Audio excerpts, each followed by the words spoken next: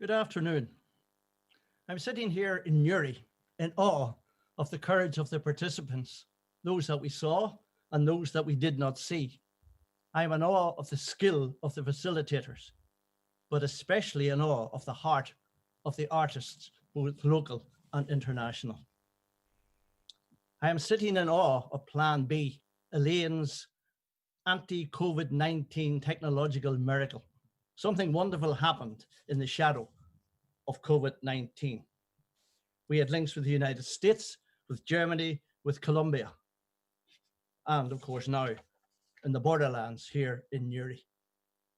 I want to thank the Playhouse, especially Pauline Ross, the initiator of all this, of Aileen Ford, who worked so hard to make today so wonderful, and Liam Campbell, whom we saw working as a facilitator.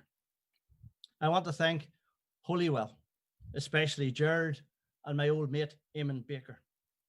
I want to thank my friend, Tommy Fagan from the Thomas Darcy McGee Foundation. The technology did not work so perfectly today because at one stage I found myself in Kosovo listening to a lecture on the state, the role of the state in state building. However, it could have been divine providence because Thomas Darcy McGee was a state builder. He was the founding father of Canada. And 100 years before the Chuckle Brothers, he made peace with the Orange. But today, of course, was not about state builders. Today was about the people at a lower level, the people on the ground, the victims who suffered, and the wonderful artists who have come to help them tell their story. Art in the place of conflict. We had Declan Keenan in conversation with Damien.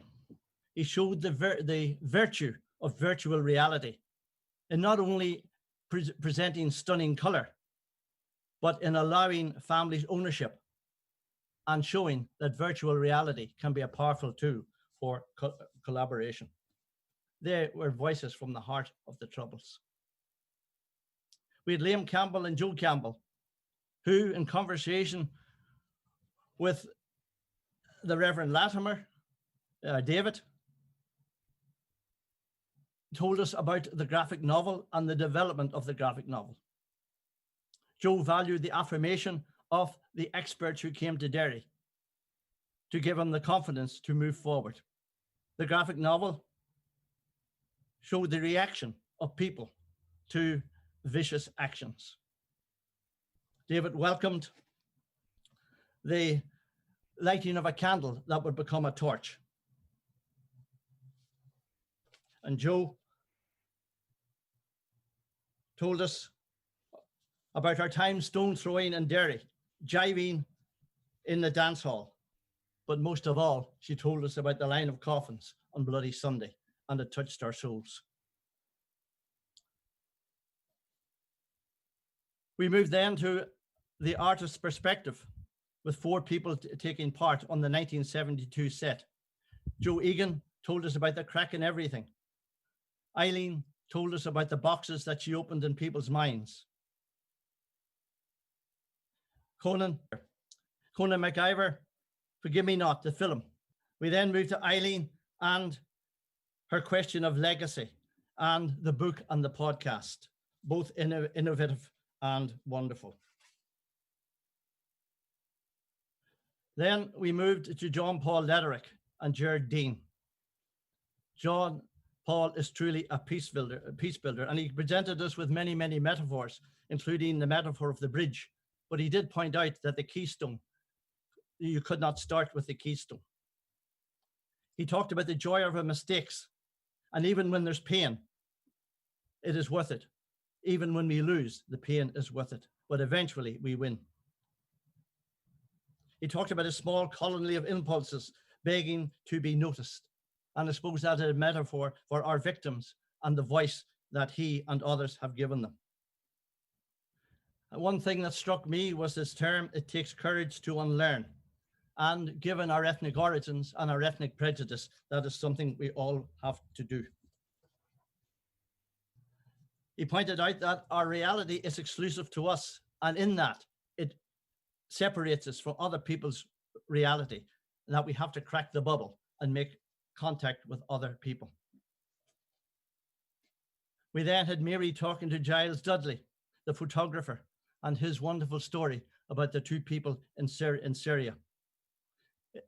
How he went back after 2 years and saw that in the bed, absolutely nothing has changed, and how this spurred him to further action and the raising of $250,000. He described himself as an angry man with a camera. He was also an angry man with a heart, and an angry man with a very good purpose. We moved to Killade in Germany, and those 49 figures outside the courthouse. We saw people moving through them, and that as they moved through them, then we were moved watching them. There was a lesson there for us all. And then we come to Taya. I know that word Taya. It doesn't need a surname, because she is held almost as a divinity in the Playhouse. This was the first time I think I'd seen her. This is the first time I think I'd heard her, and I understand why that is so. She talked about listening. And one term that struck me was she talked about the medicine in the story, that the healing comes from the experience itself. She talked about creating a sacred group and how wisdom emerged from that sacred group. She talked about the work of the real peacemakers. And I think that brings me back to the initial point. Yes, people like Martin McGuinness and the Reverend Ian Paisley and others can help solve the problem at a macro level, but the problem is really only solved at the micro level. Walk in my shoes. Hector came along and told us about decomposition, about how decomposition brings life. In our terms, decomposition of hatred and anger can release nutrients for the soul. And I think throughout the day, we saw the release of nutrients for the soul. And I, for one, am very, very glad I was here to experience it. Again, I want to thank the Derry Playhouse, Holywell Trust, and mention my own organization, the Thomas Darcy McGee Foundation. Thank you very much.